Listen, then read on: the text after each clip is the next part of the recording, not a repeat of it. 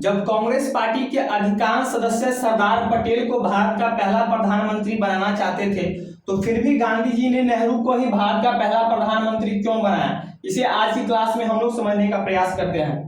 जैसा कि आप सभी को पता है कि 1939 से लेकर 1945 के बीच में सेकेंड वर्ल्ड वॉर हुआ था। सेकेंड वर्ल्ड वॉर के दौरान अंग्रेजों की हालत बहुत ही खराब हो चुकी थी। 1945 ईस्वी में जब सेकेंड वर्ल्ड वॉर समाप्त होता है तो अंग्रेजों को पता लग जाता है कि भैया भारत में शासन व्यवस्था चलाना अब उनके बस की बात नहीं है, क्योंकि जो भारत के भी जो क्रांतिकारी लोग थे, जैसे कांग्रेस पार्टी के बहुत सारे नेता थे, वो लोग भी जो है पूरी तरह समझ चुके थे कि जो अंग्रेज जो है भारत में अब शासन व्यवस्था नहीं चला सकते थे। वहीं जब सेकेंड वर्ल्ड वॉर चल रहा था, सेकेंड वर्ल्ड वॉर के दौरान अंग्रेजों में यानी इंग्लैंड में जो आपको विपक्ष के नेता थे उनका नाम था क्लेमेंट एटली। ये आपको दिखाई दे रहे हैं क्लेमेंट एटली, इनकी पार्टी का नाम था लेबर पार्टी। इन्होंने सेकेंड वर्ल्ड वॉर के दौरान इंग्लैंड में रह रहे भारतीय लोगों से भरोसा किया था कि अगर सेकेंड वर्ल्ड वॉर के दौरान जब इंग्लैंड में चुनाव होगा, अगर क्लेमेंट एटली की सरकार बनती यानी क्लेमेंट एटली इंग्लैंड के प्रधानमंत्री बनते हैं तो ये भारत को आजाद करेंगे, यानी भारत को आजाद कराने के लिए हर संभव प्रयास करेंगे। ऐसा हुआ भी। 1945 ईस्वी में जब सेकेंड वर्ल्ड वॉर समाप्त होता है तो क्लेमेंट एटली इंग्लैंड के प्रधानमंत्री बनते हैं 1945 ईस्वी में। 1945 ईस्वी में बनते हैं तो भाई इन्होंने तो भरोसा दिया था भारतीय लोगों को कि इनकी सरकार बनेगी तो हम भारत को आजाद करेंगे। लेकिन कारण ये बेशक ये भरोसा दिया था, लेकिन मेन कारण ये था कि अंग्रेजों की हालत जो है बहुत ही खराब हो चुकी थी सेकेंड वर्ल्ड वॉर के दौरान। उनको बहुत ही आर्थिक नुकसान हुआ था, बहुत सारे सैनिक मारे गए थे, इसलिए अंग्रेज जो है भारत के शासन व्यवस्था को चलाने में सक्षम थे ही नहीं। तो 1945 ईस्वी में जो क्लेमेंट एटली ने भारतीय लोगों से भरोसा किया था, उस भरोसा को पूरा करने के लिए क्लेमेंट एटली ने 1945 ईस्वी में इंग्लैंड के 3 लोगों को भारत भेजा।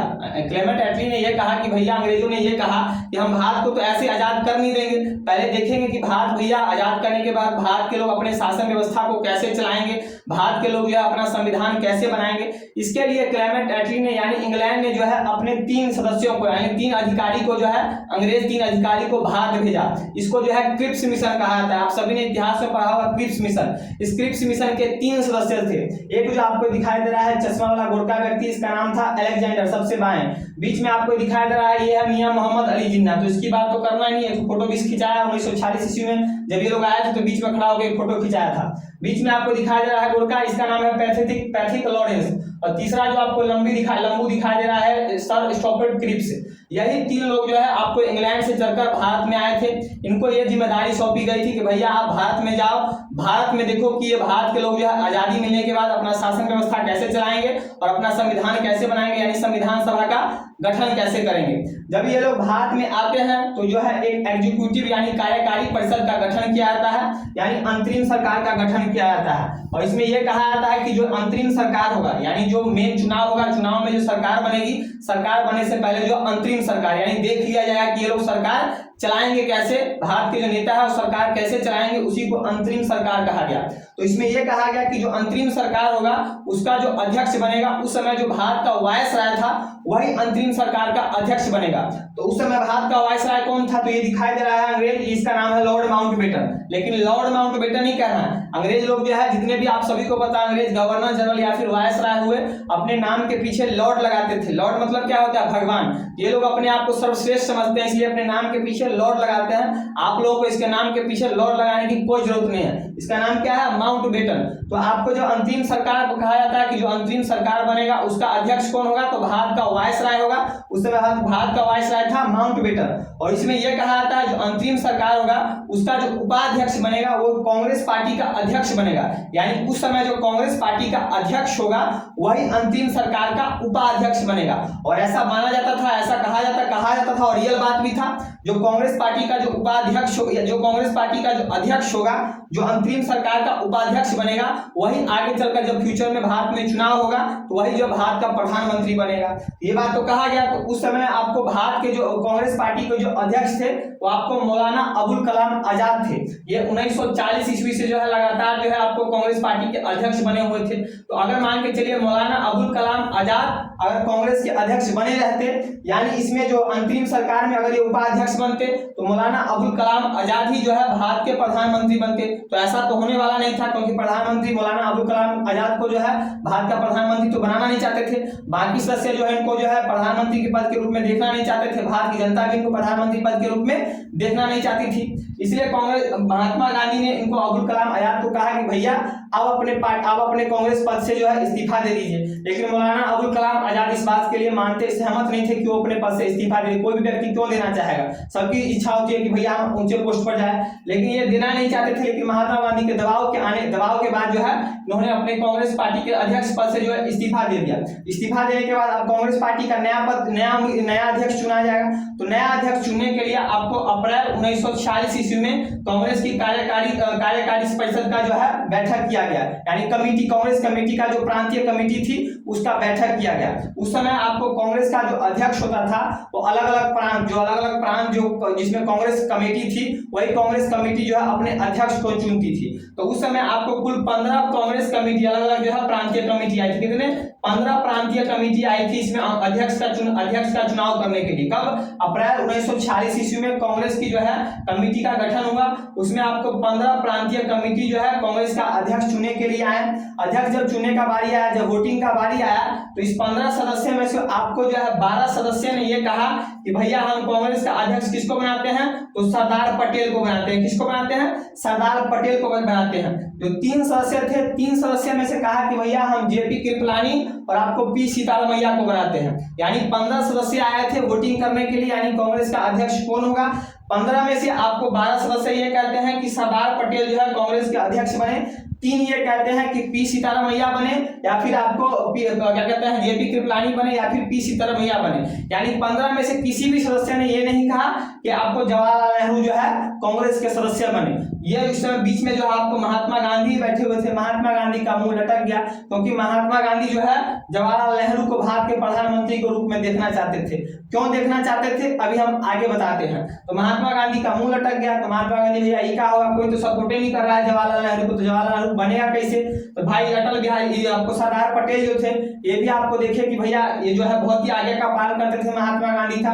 महात्मा गांधी के कारण ये अपनी उम्मीदवारी को खुद जो है वापस ले लेते हैं। क्या लेते हैं कि भैया हम इस रेस में है ही नहीं। महात्मा गांधी के कहने पर, महात्मा गांधी को आज्ञा को पालन करते हुए सरदार पटेल अपनी उम्मीदवारी को, यानी कांग्रेस अध्यक्ष के पद से उम्मीदवारी को अपने आप को वापस ले लेते हैं। कहते हैं कि नहीं भैया सभी लोग जो है जवाहरलाल नेहरू को जो है कांग्रेस के अध्यक्ष के रूप में चुना जाए। और इस प्रकार अप्रैल 1946 ईस्वी में जो है आपको जवाहरलाल नेहरू जो है कांग्रेस के अध्यक्ष बनते हैं। और आगे चलकर जब चुनाव होता है तो यही जो है भारत के प्रधानमंत्री बनते हैं। बात को समझ गए?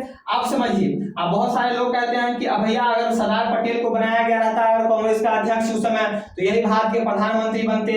आज जो है भारत का रूपरेखा कुछ और होता, आज हमारा ऑक्साइड चीन नहीं गया होता। तो आपको मैं क्लियर करना चाहूँ, देखिए सबसे पहली बात तो सरदार पटेल बहुत जल्दी हमको छोड़कर चले गए। आप बात समझिए। आप सभी को पता है कि 1951-52 में चुनाव हुआ था। 1951-52 में जो है भारत के जितने भी राज्य थे, यानी विधानसभा और लोकसभा का चुनाव हुआ था।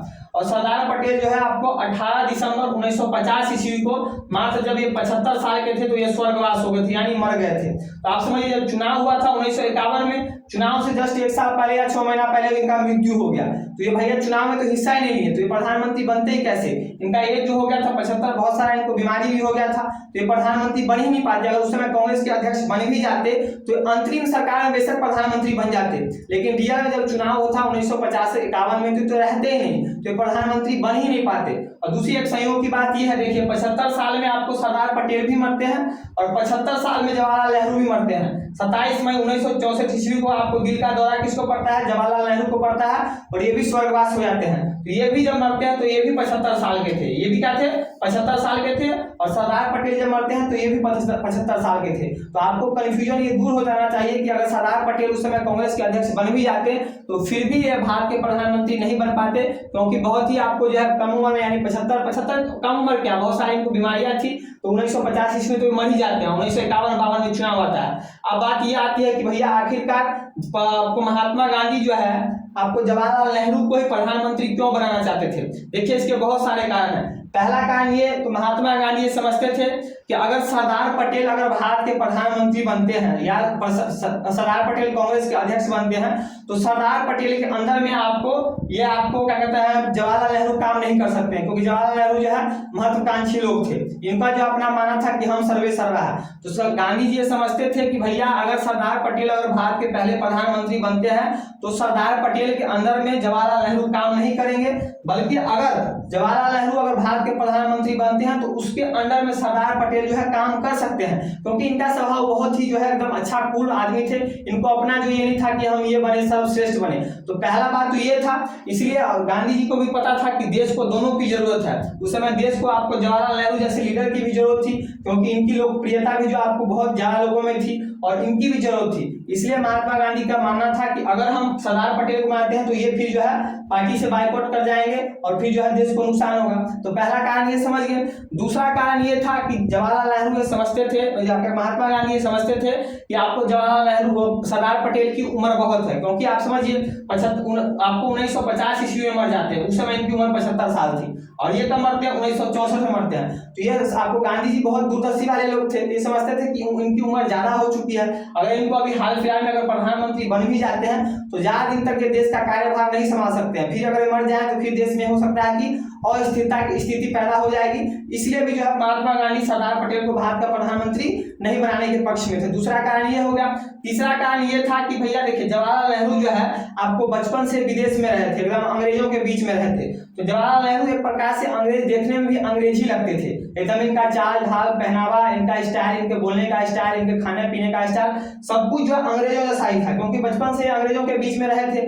वहीं अगर हम सरदार पटेल की बात करें तो सरदार पटेल जो पूरा एकदम भारतीय लगते थे, वो एकदम धोती कुर्ता में जो एकदम लगते थे कि भैया भारतीय आदमी है। तो महात्मा गांधी का मानना था कि अगर फ्यूचर में कोई भी अंतर्राष्ट्रीय मुद्दा होता है, अंतर्राष्ट्रीय अगर बातचीत करना होता है तो सरदार पटेल से बेहतर जो है नेहरू इसको डील कर सकते हैं। इसलिए भविष्य को देखते हुए गांधी जी ये चाहते थे सरदार पटेल की जगह आपको नेहरू भारत का प्रधानमंत्री बने। यही कुछ प्रमुख कारण थे जिस कारण आपको महात्मा गांधी सरदार पटेल की जगह नेहरू को भारत का प्रधानमंत्री बनाना चाहते थे। ठीक है, तो आई होप समझ गए होंगे कि आखिरकार अधिकांश सदस्य के चाहते हुए भी सरदार पटेल भारत के प्रधानमंत्री नहीं बन पाए और जवाहरलाल नेहरू भारत के प्रधानमंत्री बन गए। ठीक है, तो वीडियो अच्छा लगा हो तो वीडियो को ज्यादा से अपने दोस्तों के साथ शेयर कीजिएगा। मेरे चैनल शुभम नारायण को सब्सक्राइब कीजिएगा। आज के लिए इतना ही, मिलते हैं नेक्स्ट वीडियो में नए टॉपिक के साथ, तब तक के लिए जय हिंद।